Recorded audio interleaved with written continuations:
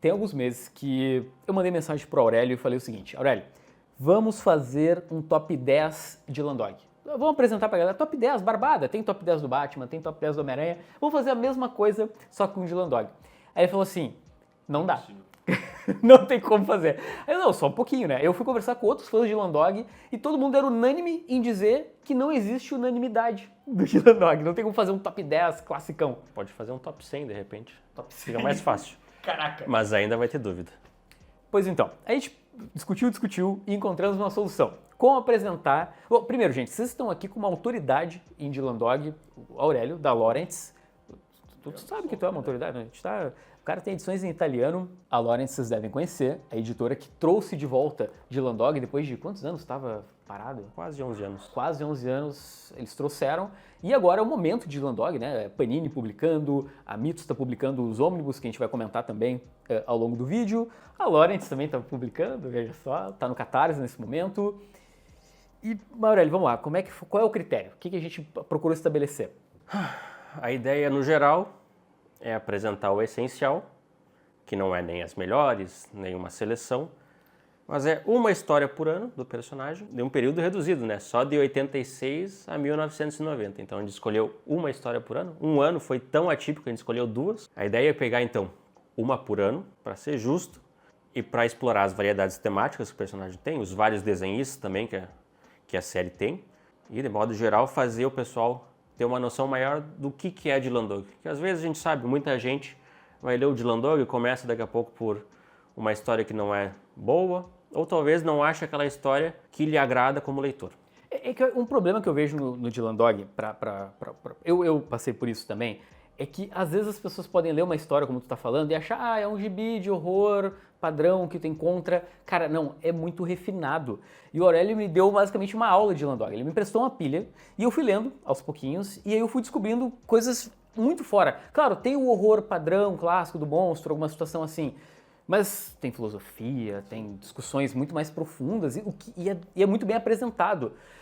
E o maior desafio era deixar de achar Mater Morbi a melhor história do personagem. Sim. Demorou só uns 3 meses, mas eu consegui esse feito histórico. Acho que até vamos comprar um champanhe hoje para comemorar. Gente, Mater Morbi não deixa de ser um clássico moderno, etc., do Dylan Dog. Mas a gente sabe, né, que o Dylan Dog da Era de Ouro é o Dylan Dog da Era de Ouro. Isso vocês vão entender quando há até uma ruptura no personagem, mas para explorar bem essa temática, precisamos falar do Tiziano Sclavi, que é o criador. O Aurélio vai dar um background, porque esse cara ele tem bases específicas que vão aparecer ao longo do Dylan Dog. É um cara que tem muitas referências em termos de literatura, filosofia, cinema, etc, etc. E o Dylan Dog, em determinado momento da vida dele, serviu para ele dar vazão, não só costurar referências, mas costurar conceitos de todo esse material que ele consumiu, absorveu, entendeu. E falando em referências culturais, para quem leu a primeira história, que é O Despertar dos Mortos-Vivos, essa é a edição da editora Record, mas também tem, né, aqui no Ônibus da Mitos, eles estão publicando tem as 6 primeiras histórias em ordem cronológica, bonitinho. E então essa primeira é uma grande homenagem ao Jorge Romero. Então galera, para quem lê a primeira, é uma história de zumbi legal. Ponto. Legal, muito boa. É que depois fica mais legal do que só uma simples história de zumbi. E essa questão dos mortos-vivos, quando tu vai lendo outras histórias, que foram as que chegaram em mim pelo Aurélio, até porque a Panini mesmo está publicando aquela Planeta dos Mortos. Essa questão dos mortos-vivos é bem presente, até porque o arqui-inimigo do Dylan Dog é apresentado aqui, que é o Chabaraz. E a gente tem uma divergência se é Chabaraz ou Chabaras. Cada um chama como quiser.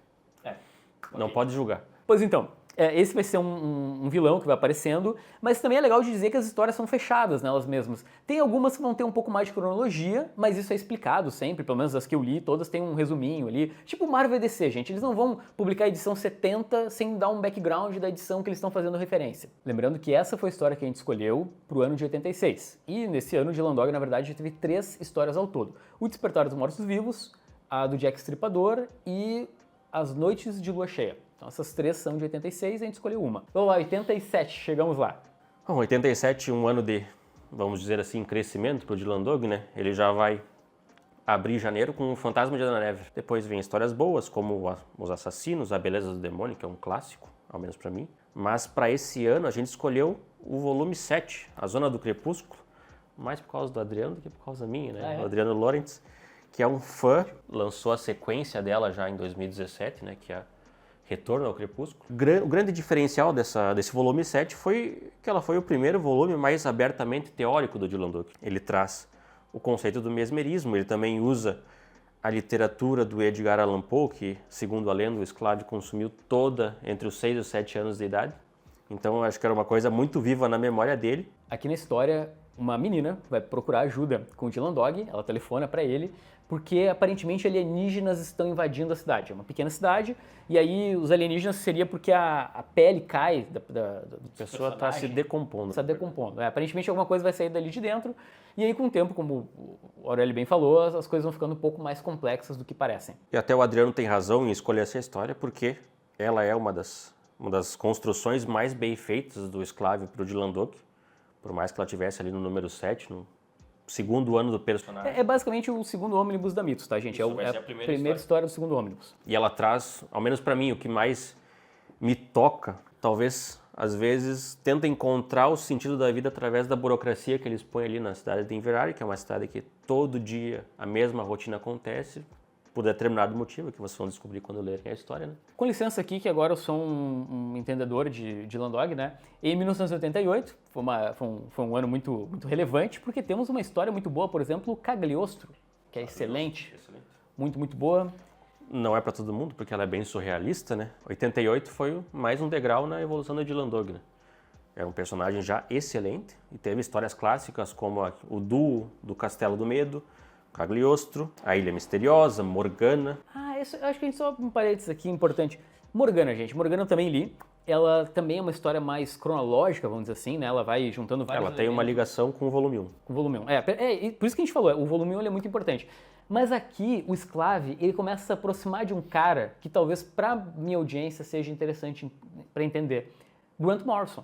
Grant Morrison é um autor que muito quebrava a quarta parede, muito se colocava dentro da história e muitas vezes tu não entendia depois que tu fosse ler. E agora eu vou falar uma coisa que talvez seja meio polêmica. O Sclave, diferentemente do Morrison, tu até tem coisa que tu vai interpretar do Sclave, mas tu não sai perdido. Tu não sai assim do tipo, putz, não faço ideia do que o cara tá querendo.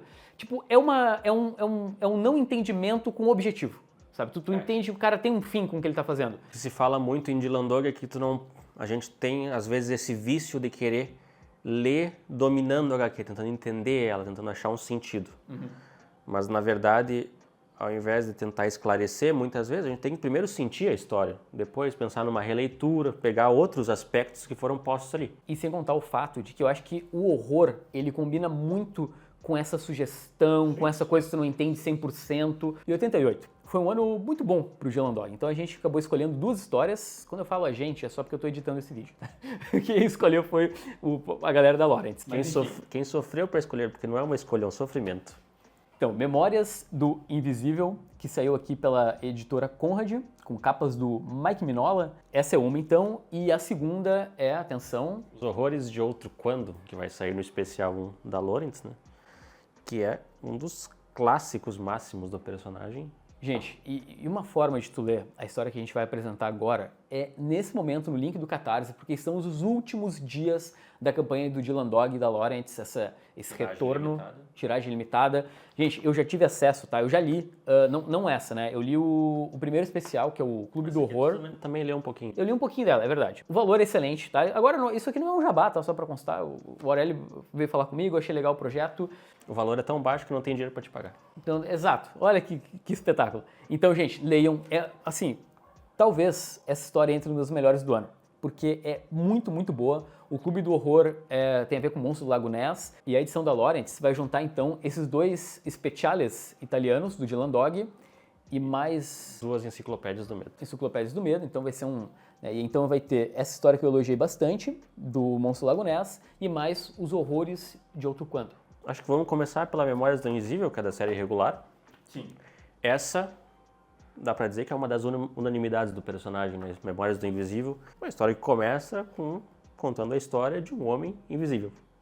Só por isso já era bem interessante. Dentro da história, ocorrem vários assassinatos de prostitutas que se juntam para contratar o Dylan Dog. Tudo se encaminha para uma construção não digo mais ou menos lógica, mas a gente pensa, não, vamos ler uma história sobre assassinato, sobre investigação. E ao invés da gente se interessar pela investigação, talvez nas minhas primeiras leituras eu me interessei mais. E essa história, ela versa muito sobre isso. Como o Dylan Dog lida com as mulheres, ao menos no meu ver, né?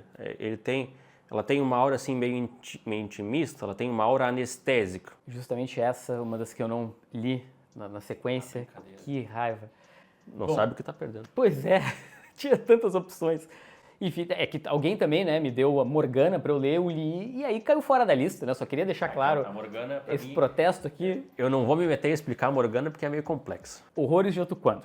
Basicamente, porque assim, o que eu entendi, que os dois speciales do Dylan Dog são sobre contação de histórias. O primeiro deles é um grupo de pessoas que se reúne para contar histórias sobre o monstro do Lago Ness.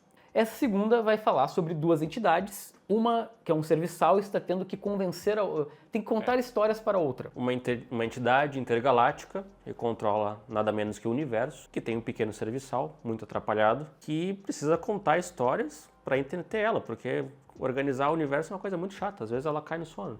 E ela não pode cair por muito tempo no sono, senão o universo acaba, né? Eu li uma, por exemplo, que vai falar sobre... É um casal que cria aparentemente uma criatura no sótão. Teve um filho que veio deficiente e eles não lidaram muito bem com isso. E a única solução que eles acharam para criar esse filho foi colocar ele no porão, né? E só acorrentado, só acorrentar a criança no porão. E dando comida de cachorro para ele. O Vini gostou muito do especial 1, eu já sou mais fã do especial 2 porque ele é mais complexo, ele é mais irônico, ele é mais cheio de vida, cheio de tempero. Eu não li ainda o 2, né? Se não bastasse isso, tem os desenhos do Micheluzzi, que eu acho que pela única vez em toda a série do Dylan Dog, um desenhista conseguiu se sobrepor ao trabalho do Sclavi como roteirista. Na Itália ela é uma obra de culto, né? Tanto que nas escolas de quadrinhos se imprime o roteiro dela para estudo. Então, gente, vocês podem pegar essas duas edições no primeiro link que tem aqui embaixo, esse é o momento jabazístico do programa. Capa dura, papel offset, formato italiano, lettering original. As letras originais, vocês não têm ideia, eu vi o comparativo.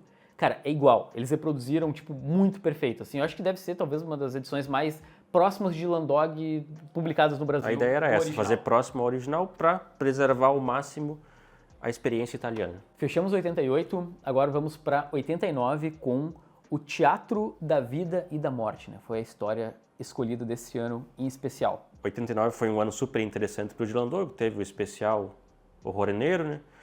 Já largou janeiro com O Fio da Navalha, que é uma história clássica. Quando a Cidade Dorme, A Casa Infestada. Tem O Senhor do Silêncio, que também é uma daquelas histórias que a gente não precisa defender, porque ela se defende sozinha. Mas eu escolhi O Teatro da Vida e da Morte porque ela é uma história sem muita linearidade, mas isso daí, para quem lê Dylan Dog, não é surpresa, né? Mas é uma história que não tem início e também não tem fim. Eu lembro porque eu, quando era guri, eu não tinha o Dylan Dog 17 da Mitos, e eu fiquei anos esperando para ler a continuação do Gran Guignol, porque ela termina com essa palavrinha aqui, cortinas, né? Talvez eu guri achava que cortina significava um continua, talvez. Esperei. Quando li o 17, não tinha nada a ver, né? Tu já me vendeu só pela ideia de não ter final e pelo desafio, etc. Mas a que eu consegui ler dessa sequência foi a última, A História de Ninguém, que o pessoal escolheu ali dos anos 90. Gostou? Que inclusive gostei. E assim, eu acho meio... Porque, gente, é confusa, mas eu não achei difícil, assim. Eu acho que é uma confusão criativa. Como eu já tinha lido Morgana, eu já estava pronto para algo da História de Ninguém que eu poderia não ser meio surrealista. Pois então, essa história vai mostrar um cadáver que do nada desperta de uma tumba e vai até voltar para casa. O cara chega lá, opa, e aí, esposa? E aí tem um cara na cama com a esposa porque o cara morreu, o cadáver, e o amigo, o melhor amigo, aparentemente, foi lá ficar com a mulher dele. Um dia depois dele ter morrido. Um dia depois, Um ou dois dias. não, acho que chega a ser um dia. É que eu já não sei se é um dia depois era verdade, era sonho. Nada ali existe realmente. Você não pode procurar certezas de Dylan Dog. Então, e o Dylan Dog acaba se envolvendo no meio disso, e é spoiler a gente falar quem aparece, né? Acho que é spoiler falar o personagem que aparece. Não é spoiler. O Chabaraz aparece também. Se o Stan tá desenhando, pode contar que ele vai aparecer. Ok, isso vai se desenvolver também com a questão do... Eu quero muito saber quando o Dylan Dog vai acabar de montar o galeão, né? Porque uma das coisas que ele faz, o passatempo, é montar o navio. Eu podia contar, mas esse foi um spoiler. É o spoiler. Tá. Ok. Mas eu posso dar uma outra dica que todas as histórias desenhadas pelo Stano, ali nos 100 primeiros, formam um pequeno arco, né?